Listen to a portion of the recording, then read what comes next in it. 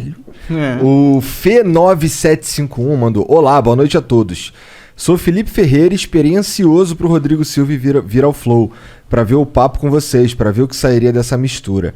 Queria que o pastor apresentasse a vocês as profecias de Daniel, pra ver o que o monarca vai achar. Jesus está voltando, valeu. Como é o nome dele? Felipe Ferreira. Felipe significa domador de cavalos. Já que o Felipe falou, Felipe era o nome do pai de Alexandre o Grande. É interessante que não vale E Rodrigo? Rodrigo significa... Rodrigo vem do saxão. É? Rodericum. Significa aquele que é rico em glória. Eita! Tanto é que as línguas saxônicas, como o alemão, como o inglês, o nome Ricardo vem da mesma raiz. Fala rich, rico, Richard. Pode crer. Né? Bom, vamos lá. O que o Felipe deve estar falando é o seguinte, que o Daniel tem um lance muito interessante com o Daniel. Nabucodonosor veio em 605 a.C., cercou Jerusalém, depois em 587 ele destruiu o templo, e nessas vindas ele levou muito judeu cativo para a Babilônia. Né? Levou muito judeu cativo para a Babilônia. E levou um jovem chamado Daniel.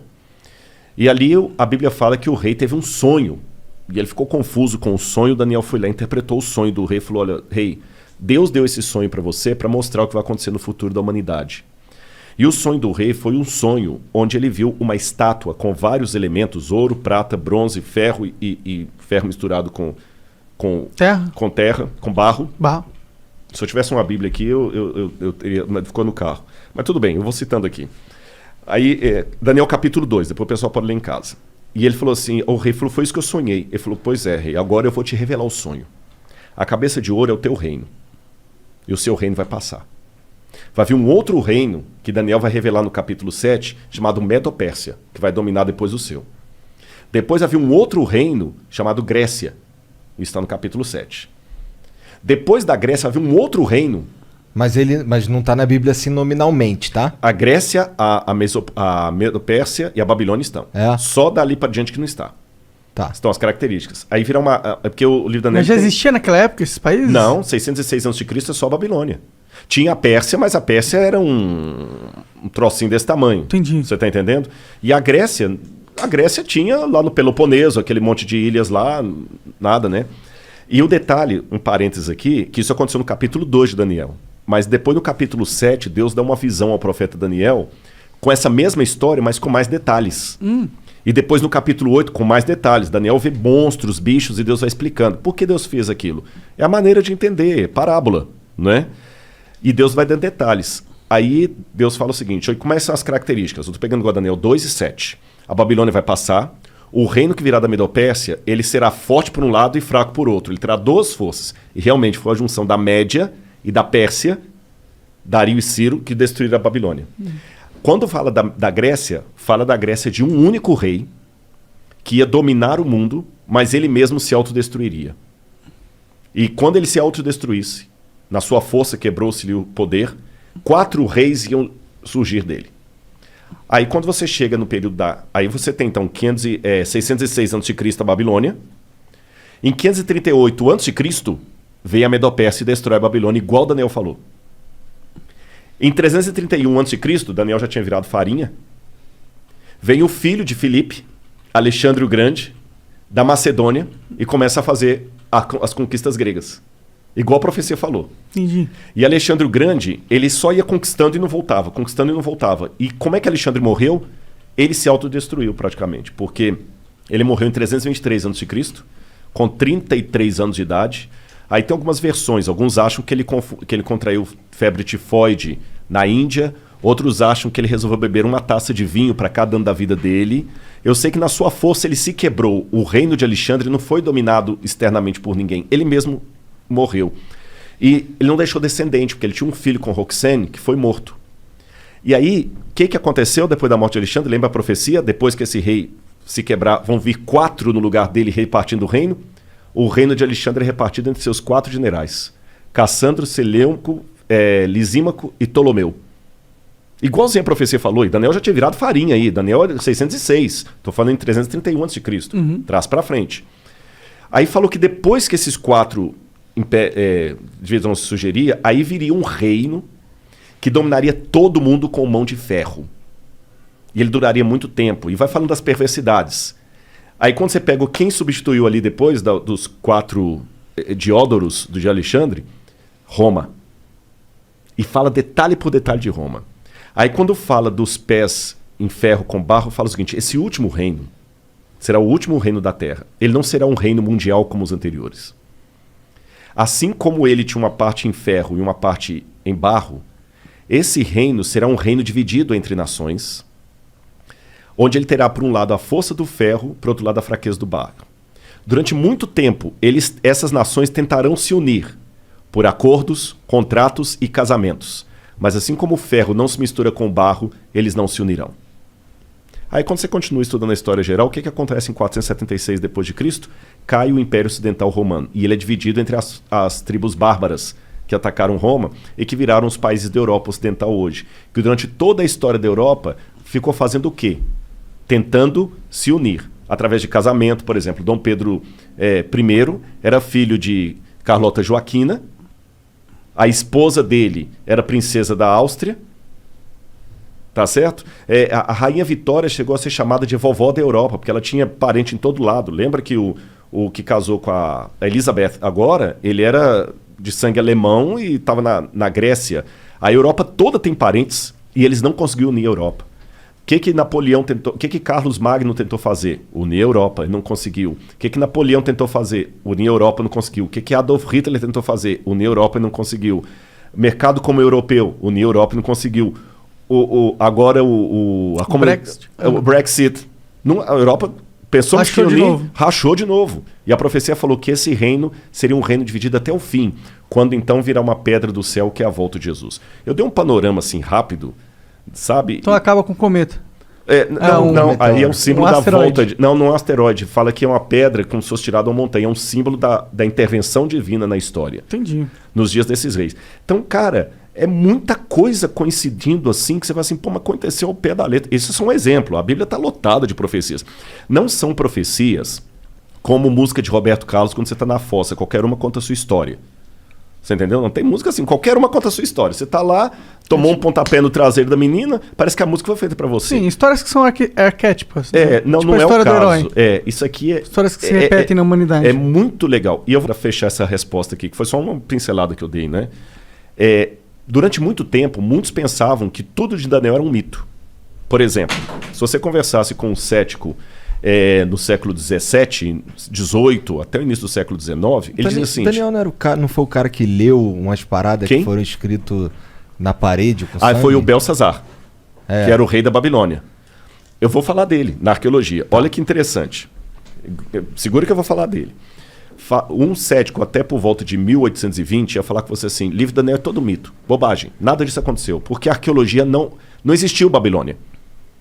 Pelo menos o grande império da Babilônia não existiu.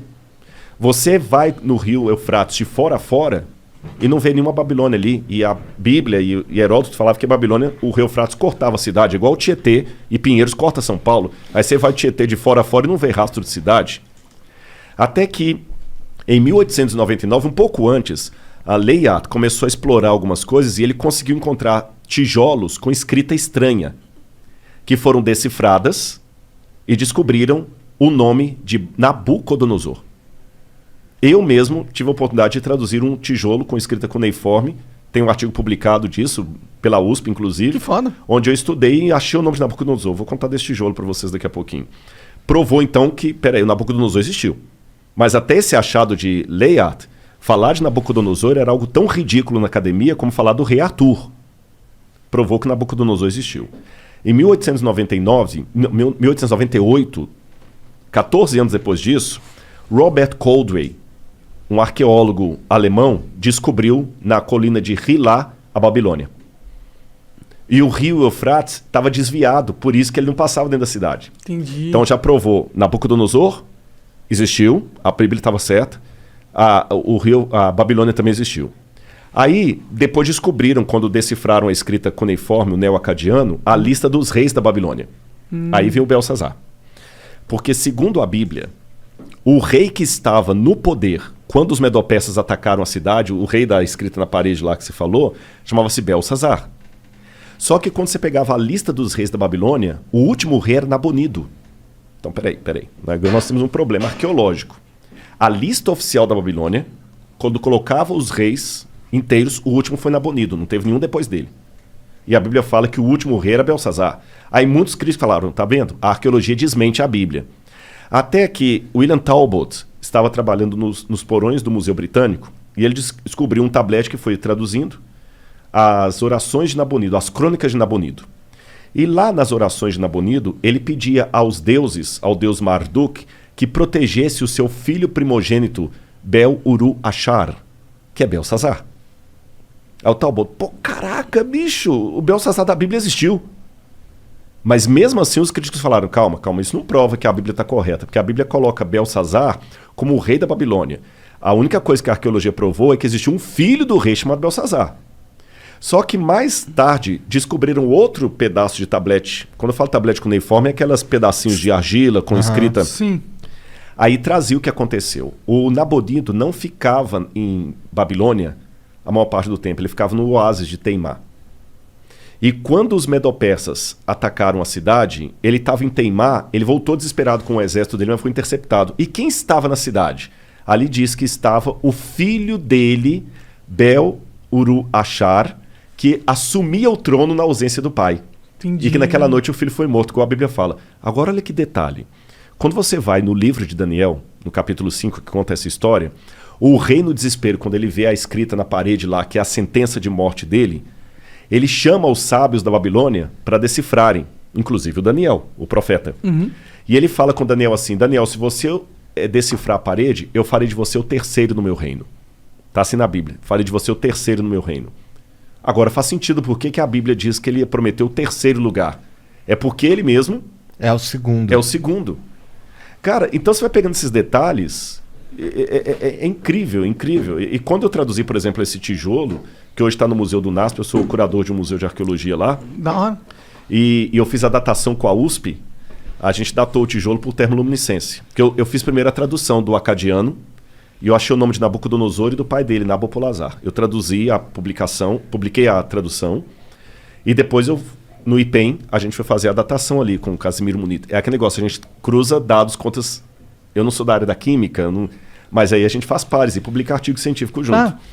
Aí, quando fizemos a datação, a data da USP de termoluminescência deu 300 anos antes de Cristo para o tijolo, que eu traduzi. Da hora. Mas não foi da hora, sabe por quê? Não, porque Daniel era de 600 e pouco. 600. Ah. Eu tô com um hiato de 300 anos aí. Entendi. Aí eu, quebrando a cabeça, o Casimiro falou, não, Rodrigo, calma, não fica desesperado, não. Aí é a hora do cara explicar a área dele, que você não conhece. Aí o Casimiro me explicou assim, doutor Casimiro Munita, do IPEM.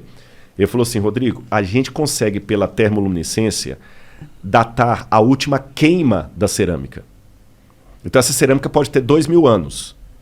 Mas se ela sofreu um incêndio 300 anos atrás, ela vai dar que tem 300 anos. Entendi. Porque eu tô datando a queima dela e não a primeira queima. Uhum. Se você coincidir de ela não ter passado por nenhum incêndio, você vai estar datando o dia que ela foi levada ao forno. Uhum. Mas se ela teve um incêndio depois disso, zera. Eu falei, então bingo. Ele falou, não tem nada na história que mostre.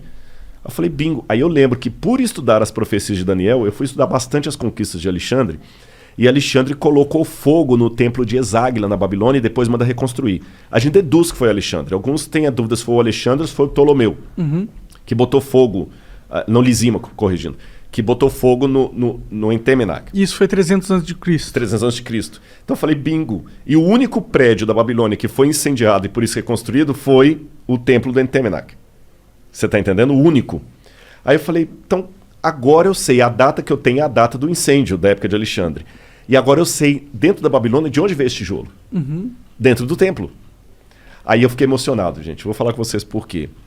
Porque aquela inscrição que eu traduzi era uma inscrição pública. É igual você tem na Flow que estava na parede ali embaixo e tudo, é uma inscrição pública, né?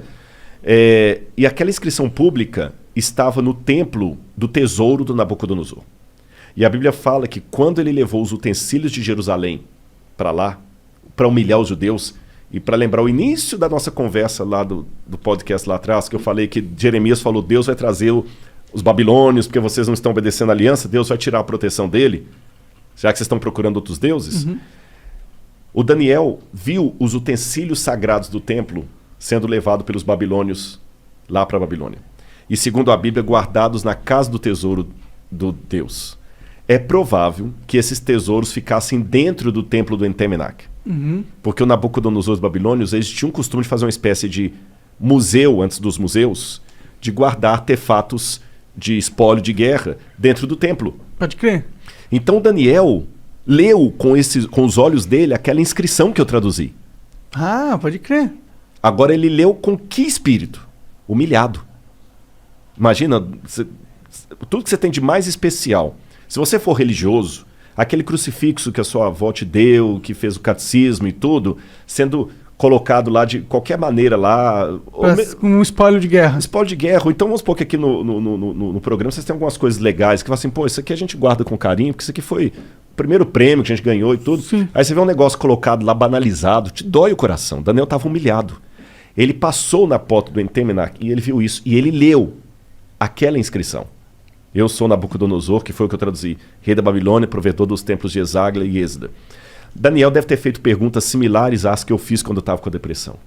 Onde está Deus? Tem um Salmo 139 que diz: às margens do rio da Babilônia, nós nos assentávamos e chorávamos lembrando de Sião. Aqueles que são mais antigos que eu devem lembrar de uma música antiga, né? On the rivers of Babylon. É uma música dos anos 70, 80, The Rivers of Babylon. Eu não manjo.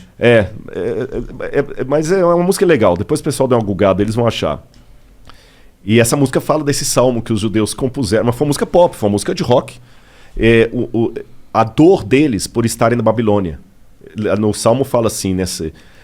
Os que nos levaram presos pediram que nós cantássemos alguma música da nossa cidade, da nossa pátria. Mas como nós podemos cantar a música da terra com o nosso templo destruído? Então Daniel estava arrasado, igual eu estava lá no Cevisa. Daniel leu aquela inscrição como um símbolo de humilhação. 2.600 anos se passaram. Aquela inscrição, por um golpe de sorte, não sei, entre aspas, foi encontrada por um brasileiro lá no Iraque, quando trabalhava na Mendes Júnior em construção civil. Olha lá. Esse brasileiro ia passear nas ruínas lá e via aquele monte de pedra, fez amizade com um soldado lá, futebol, Pelé. Cara, deixa eu levar um souvenir pro Brasil. Pega o que você quiser. E ele escolheu, no meio do monte de monturo lá, esse tijolo, porque tinha uns desenhos legais. Chegou no Brasil e falou: o que eu vou fazer com isso? Vou jogar isso fora. Aí a mulher dele falou o seguinte: não joga fora não. Doa isso pro professor Paulo Barbosa. Ele é professor da escola adventista lá, de história. Ele pode usar, que doou. Esse professor Paulo ficou com essa pedra uns 30 e tantos anos. Ele até morreu, esse professor. Quando foi um dia, ele foi visitar o museu do NASP. E ele viu alguns tabletes com inscrição cuneiforme. E eu estava no museu nesse dia. E eu falei: eu tenho lá em casa um tijolo com esses desenhos. Eu vou doar para vocês. Que legal. Cara, eu fiquei... Sabe? Como é que é? Quando eu fui à casa dele, eu peguei o tijolo na mão, assim, com os desenhos. Se você colocar aí, se não for abusado sua boa vontade, se você colocar assim... tijolo babilônico Rodrigo Silva. Vai aparecer uma foto do tijolo aí na internet, assim, tudo, né, cara? Hoje em dia é só clicar. Aí o que acontece? Eu peguei aquele tijolo, quando eu falei: professor, isso aqui não é desenho não, isso aqui é inscrição cuneiforme. Ele falou: aí o que tá escrito isso aí? Eu falei: não dá para escrever. É esse aqui, ó. Esse aqui, ó. Eu falei no ex-ateu, graças a Deus. Eu nem sabia disso aqui, não tem nada a ver com isso. Um ex-ateu Blogspot. Eu nem sei quem é, viu? Mas é esse tijolo aqui, ó. É esse aqui, ó. Ali, eu não sei se o pessoal de casa vai ficar tão nítido das fotos, que às vezes não dá, né? Não, mas ele sabe que a gente pesquisou. Pesquisou, né? Então ali aquela primeira... Parece um asterisco. Parece. Se lê Dingir em acadiano. Dingir. Dingir é um epíteto de um nome divino, mas ao mesmo tempo como o nome de um rei, logo em seguida. Aí você tem essa língua silábica, ela não é alfabética. Aí você lê Dingir, Nabucodonosor, Lugal. Lugal é rei em acadiano. Bom, antes de entrar na tradução, eu lembro que quando ele colocou o tijolo no meu colo, falando que era desenho, eu falei: professor, isso aqui não é desenho, isso aqui é escrita. Ele falou assim: então lê para mim o que ele está falando. Não dá para ler igual você lê a Folha de São Paulo. Pô, não... eu leio isso aí, mas eu não sou professor de acadiano. É que quando você faz arqueologia, a gente estuda um pouco de egípcio, acadiano. Aí tu sabe o que é e daí tu leva mas exatamente. Aí você vai pesquisando, vai traduzindo aos poucos. E tem muita língua que você até estudou, mas se você não está falando, você esquece. Tem muita coisa que eu esqueci. Egípcio, eu ainda dei aula de egípcio na faculdade, mas acadiano eu nunca lecionei. Mas eu falei: mas eu posso decifrar. Aí peguei meus dicionários lá, meus léxicos e tudo, e consegui decifrar. Então ali tá, eu sou Nabucodonosor, Lugal, rei de Acade, Babilônia, rei da Babilônia, provedor na segunda linha dos templos de Êsida e Esagila, que é justamente o outro nome do Entemenac, aqueles templos lá. E embaixo fala filho, aí tá borrado, porque quando eu fiz a tradução, eu mandei para professores de Harvard, da Andrews, de Budapeste, que são realmente, os caras são os bocas em acadiano, para ver se eu não fiz bobagem, né? E eles confirmaram. E um professor de Budapeste acredita que onde está borrado aqui, que eu não consegui traduzir, seria filho primogênito de Nabopolassar Lugal Acade, rei da Babilônia. E esse símbolo aqui é igual aquele lá, não? Só que aqui você lê Acade. Lá é Dinger, aqui é Acade. Você entendeu que é o nome da cidade. É porque o sumeriano ele traz os símbolos e dependendo de onde está ali na frase, a sílaba é outra. Que viagem. Nossa, deve ser um inferno ler isso. Não mas é legal. Aí eu sei que eu peguei o tijolo, traduzi, publiquei, porque a gente tem um negócio chamado currículo Lattes, que você precisa de vez em quando botar o... É igual o Instagram, tem que botar uma fotozinha lá, senão o pessoal é o Instagram dos inteligentão. Aliás, eu vou aproveitar aqui, vou pedir o pessoal do Instagram, eu deve ter com uns quase 300 e tantos mil seguidores. Podia verificar a gente e também. Não verificar, você também não? Eu vou verificar o Rodrigo e o Flow. Como assim? Vocês 1 milhão e... Eu não a Laura tenho... falou que como assim 1 milhão e não sou verificado? Eu não sou verificado no Twitter, o Flow também não é, por aí vai. Isso deve ser algum complô da NASA para não permitir que as verdades do Flow cheguem... Eu vou explicar bem o que é. Existe um esquema onde agências vendem verificado. Dinheiro. Eu também tô achando que é isso. Não, é isso. É isso. Puxa vida. É porque já chegou pra mim várias vezes. E como que você valoriza um item? Você diminui a oferta. Então dá pra você comprar uns verificados. Mas o que importa é que o pessoal tem indo lá. Mas qual que é teu Instagram? É Rodrigo Silva Arqueologia. Tudo junto? Tudo junto. Rodrigo Silva Arqueologia. Tudo eu botei, Rodrigo Silva Arqueologia. O YouTube também, Rodrigo Silva. Na verdade, gente, quer outro milagre? O meu YouTube tá com 1.100.000 e poucos mil. Eu não sei como, porque eu não sou youtuber, não tem nada. Quem me ajuda é minha esposa. O conteúdo deve ser interessante. Ele tem alguma coisa. Mas voltando a falar da pedra aqui, eu sei que eu peguei, consegui, eu dou a pedra, coloquei lá no museu. E que tamanho é essa pedra, mais ou menos? Mais ou menos assim. Ó. Entendi. É o tijolo. Eu tô falando pedra, mas te corrigi, é um tijolo. Tô ligado, parece uma pedaço de uma parede. Porque era um pedaço realmente, só que ele tá quebrado ali, vocês viram, né? Aí botei no museu, mas aí só uns 5 ou 8 anos depois, que eu fui fazer a outra pesquisa com a pedra, pelo museu, pro IPEM, porque como eu falei, de vez em quando você tem que ter um artigozinho científico lá. Hoje tá difícil, eu tô escrevendo outros livros, eu não tô com condição de publicar tantos artigos científicos, mas muita gente vai olhar o seu Lattes. Você não tem nada de publicação acadêmica, congresso e tudo mais. Não passa confiança. Não passa confiança. Mas então, de vez em quando eu tenho que botar alguma coisinha lá. Então eu peguei e publiquei com a USP a datação. Foi aí na datação que completou o quebra-cabeça. Veio de Esagila. Aí agora sim... E mesmo sendo acadêmico, eu dei o espaço para o romantismo. A possibilidade matemática de Daniel ter passado na porta daquilo ali e lido aquela inscrição, eu não tenho como provar, mas ela é grande. Sim. Pegando o texto bíblico e o que foi levantado do cativeiro, Daniel leu aquilo ali numa situação de muita humilhação, que eu identifiquei com a minha. Pode crer. Onde é que está Deus? Poxa, livrou... Daniel não era mau sujeito, pô, caramba, ele não merecia estar lá, longe de todo mundo que ele amava, humilhado. 2.600 anos depois, a mesma inscrição que Daniel leu, num ambiente de humilhação, é colocada num museu, num país chamado Brasil, que Daniel nunca podia nem imaginar, para justamente enaltecer o livro de Daniel. Aí vem o Felipe e me faz a pergunta sobre Daniel, eu tenho essa oportunidade de falar, então quer dizer, o mundo dá voltas. E se fosse plano, daria cambalhotas, né? Eu capotava, né? Seria um rodar de moedas, né? Então,